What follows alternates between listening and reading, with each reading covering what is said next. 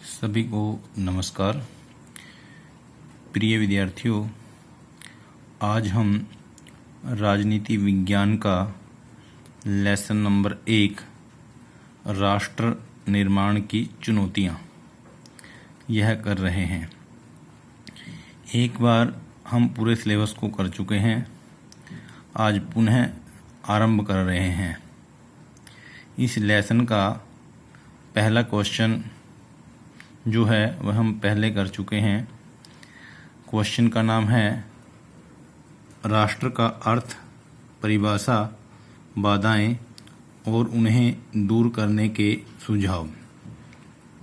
तो प्रिय विद्यार्थियों, सबसे पहले हम राष्ट्र का अर्थ जानेंगे।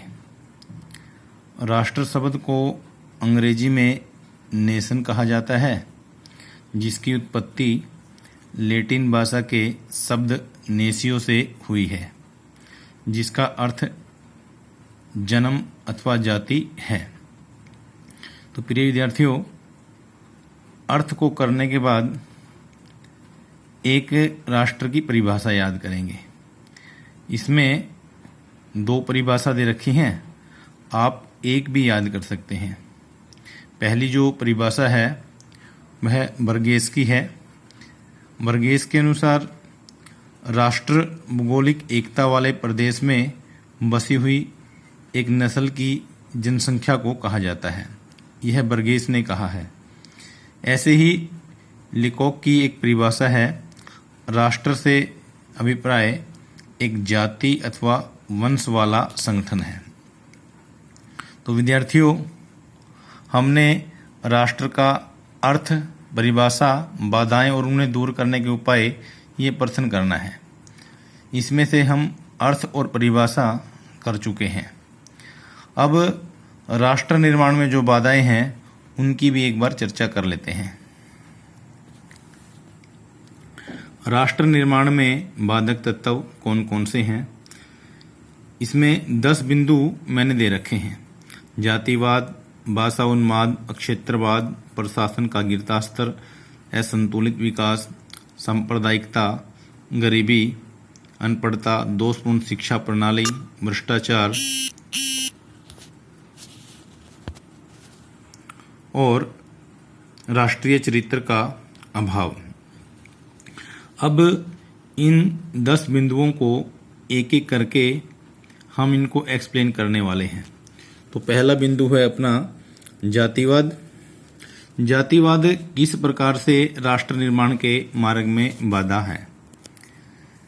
देखिए प्रिय विद्यार्थियों, आज जाति प्रत्येक मनुष्य के खून में समा गई है।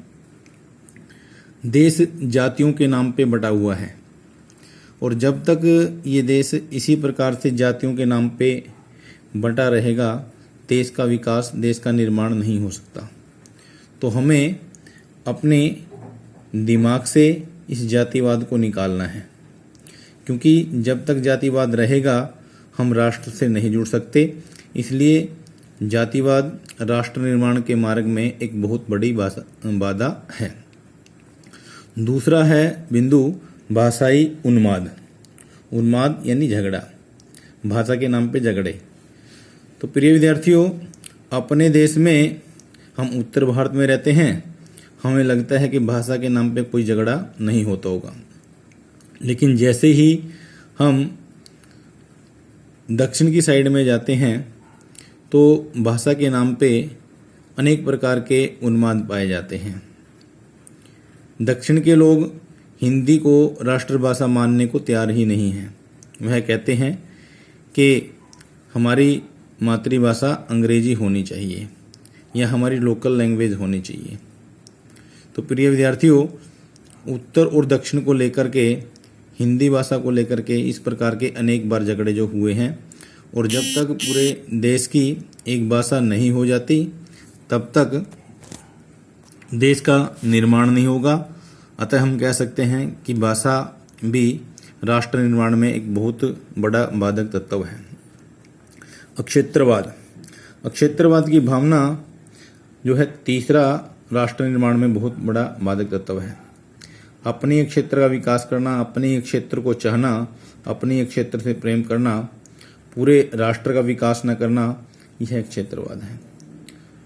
तो प्रिय विद्यार्थियों, जब तक सभी क्षेत्रों का विकास ठीक प्रकार से नहीं होगा और केवल जहाँ का नेता वहाँ का विकास, इस प्रकार की भावना अगर रहेगी तो राष्ट्र का निर्माण नहीं हो पाएगा। तो क्षेत्रवाद भी राष्ट्र निर्माण में बहुत बड़ी बाधा है।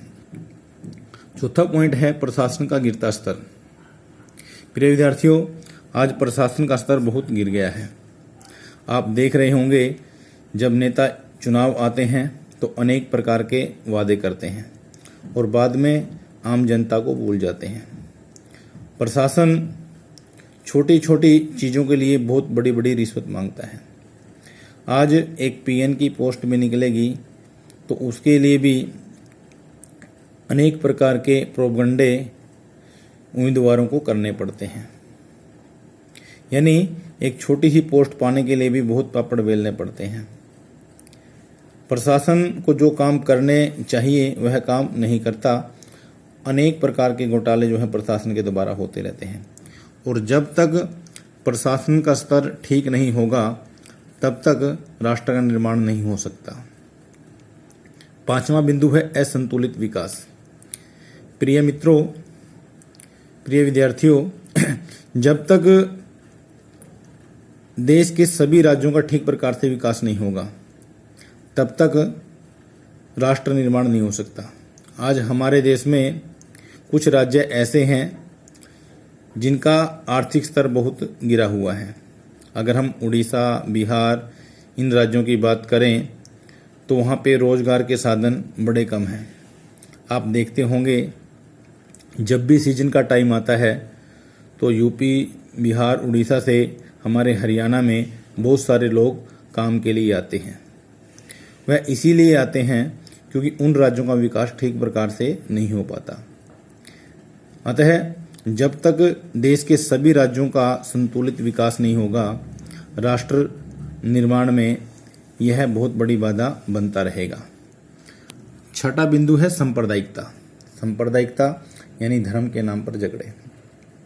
आज राजनीति में धर्म के नाम पे झगड़े बहुत बढ़ गए हैं। जो पार्टियां हैं वह धर्म के नाम पे वोट मांगती हैं और चुनाव में धर्म की भागीदारी बहुत रहती है। आज हिंदू और मुस्लिम के नाम पे बहुत सारे झगड़े होते हैं। तो जब तक यह सांप्रदायिकता रहेगी, धर्म के नाम पे झगड़े होते रहेंगे, तब तक राष्ट्र का निर्माण नहीं हो पाएगा। प्रिय विद्यार्थियों, हम जो ये बिंदु कर रहे हैं वह राष्ट्र निर्माण में जो बाधक तत्व हैं, यानी जिनके कारण राष्ट्र का निर्माण नहीं हो पाता, वह बिंदु कर रहे हैं। ऐसे ही सातवां बिंदु है गरीबी। आज गरीबी भी राष्ट्र निर्माण में बहुत बड़ा बाधक तत्व है। अभी कोरोना कार्यकाल में आपने देखा होगा कि किस प्रकार से गरीब लोग जो अपनी दिहाड़ी मजदूरी करते थे, अपना काम करते थे, उन लोगों को घर बार छोड़ करके, अपना ठिकाना छोड़ करके अपने देश वापस लौटना पड़ा। प्रिय विद्यार्थियों, गरीबी का जब तक इलाज नहीं होगा और ठीक प्रकार से इलाज नहीं होगा तब तक राष्ट्र का निर्माण एक नहीं हो सकता। गरीब लोग कभी भी सीधे सीधे राष्ट्र से नहीं जुड़ पाएंगे। भूखे पेट राम भज ना होई, यह एक कहावत है, बिल्कुल सत्य कहावत है। अगर हमारे परिवार का गुजारा ठीक प्रकार से चलेगा तभी हम राष्ट्र के बारे में सोच पाएंगे। तो इस देश के नेताओं का, इस देश के प्रशासन का यह दायित्व बनता है कि वह राष्ट्र की गरीबी को दूर करने के लिए सख्त उपाय करे। दोषपूर्ण शिक्षा प्रणाली, अगला पॉइंट है दोषपूर्ण शिक्षा प्रणाली। प्रिय विद्यार्थियों, आज हमारे देश का जो शिक्षा तंत्र है वह बहुत बिगड़ गया है। हमारा सिलेबस इस प्रकार का है कि हम एमए, बीएड, पीएचडी कर लेते हैं और जब नौकरी की बारी आती है तो नौकरी नहीं मिलती। तो प्रिय विद्यार्थियों, शिक्षा इस प्रकार की होनी चाहिए कि कोई भी एक डिग्री लेते मुझे उस डिग्री के अनुसार एक नौकरी मिल जानी चाहिए। लेकिन शिक्षा का स्तर इतना गिर गया है कि आज अनपढ़ गंवार लोग जो है बड़ी बड़ी पोस्टों पे बैठे हैं। किस प्रकार से उन्हें शिक्षा ली है ये पता नहीं, और अच्छे इंटेलिजेंट लोग जो हैं नौकरियों से वंचित रह जाते हैं। हमें अपने देश की शिक्षा प्रणाली को बदलना चाहिए। शिक्षा प्रणाली इस प्रकार की करनी चाहिए कि विद्यार्थी बेरोजगार ना होकर रोजगार उनको प्राप्त हो। आज देश में बहुत सारे पढ़े लिखे बेरोजगारों की भीड़ खड़ी हो गई है। ये देश का दायित्व है कि उनकी शिक्षा प्रणाली में सुधार करके इस प्रकार की शिक्षा प्रणाली अपनाए कि अगर उनको कोई गवर्नमेंट जॉब नहीं मिलती तो अपना प्राइवेट काम कोई वो ठीक प्रकार से कर सकें। शिक्षा प्रणाली में सुधार की आवश्यकता है, और जब तक शिक्षा प्रणाली में सुधार नहीं होता तब तक देश का, इस राष्ट्र का निर्माण नहीं हो पाएगा। तो दोषपूर्ण शिक्षा प्रणाली भी एक महत्वपूर्ण बाधक तत्व है। भ्रष्टाचार तो आज हमारे देश के नेताओं के, आम जनता के रग रग में विराजमान हो गया है। प्रिय विद्यार्थियों, इस देश को मिटाने में, या यूं कहिए यह देश इस भ्रष्टाचार के कारण ही खत्म होगा। अगर भ्रष्टाचार इस देश की राजनीति में ना हो तो देश कहीं का कहीं पहुंच जाए। आज कुछ भी निर्माण कार्य कर लीजिए, देख लीजिए किसी भी बात को उठा करके, वहां आपको भ्रष्टाचार देखने को मिल जाएगा। तो भ्रष्टाचार भी राष्ट्र निर्माण में एक बहुत बड़ा बाधक तत्व है, और जब तक यह सारे बाधक तत्व दूर नहीं होंगे तब तक राष्ट्र का निर्माण नहीं होगा। अंतिम बिंदु है राष्ट्रीय चरित्र का अभाव। प्रिय विद्यार्थियों, आज हम देखते हैं कि देश की चिंता करने वाले कितने विद्यार्थी हैं। सबको पड़ी है कि मेरा अपना काम निकल जाए, देश भाड़ में जाए। इसलिए इस देश की शिक्षा प्रणाली को मजबूत करके विद्यार्थियों में, इस देश के लोगों में राष्ट्रीय चरित्र का निर्माण करना चाहिए, ताकि जब भी देश पे संकट आए इस देश का एक एक नागरिक इस देश की रक्षा के लिए खड़ा हो जाए। तो प्रिय विद्यार्थियों, आज हमने ये 10 बिंदु किए हैं जो राष्ट्र निर्माण के मार्ग में बाधक तत्व हैं। उम्मीद करता हूँ आपको ये ठीक प्रकार से समझ में आ गए होंगे। मैंने ये सारा क्वेश्चन आपको पहले भेज रखा है। तो आज के लिए इतना ही। आज आपने राष्ट्र निर्माण का अर्थ, परिभाषा और राष्ट्र निर्माण के बाधक तत्व ये किए हैं। कल हम राष्ट्र निर्माण के मार्ग में जो ये बाधाएं हैं इनको दूर करने के क्या उपाय हो सकते हैं उनके बारे में चर्चा करेंगे। तो इसको अच्छी प्रकार से समझ लेना, बार बार इस वीडियो को एक बार देख लेना, और कोई बिंदु समझ में ना आए उसको फ़ोन करके आप पूछ सकते हैं। धन्यवाद।